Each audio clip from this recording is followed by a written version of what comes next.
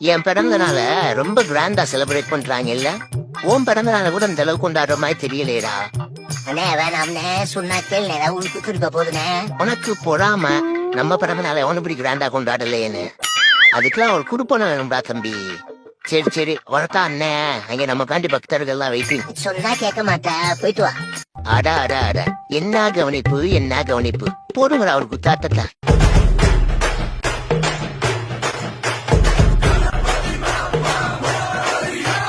ஐய இவங்க பாசத்துக்கு அளவே இல்லாம போச்சே.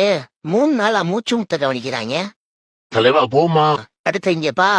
ஆஹா, எங்க தூக்கிட்டு போறாங்களே, அங்க வகையான கவனிப்பு இருக்குன்னு நினைக்கிறேன். இருந்தாலும் இந்த அளவுக்கு பாசம் இருக்க கூடாதுப்பா. டேய் என்னடா பேசிட்டு இருக்கல, புஷ்பத்துக்கு ஆத்துக்குள்ள போட்டீங்க. ஆனா பாவிகளா டேய், அப்பவே என் தம்பி சொன்னான்டா, நான் நம்பல.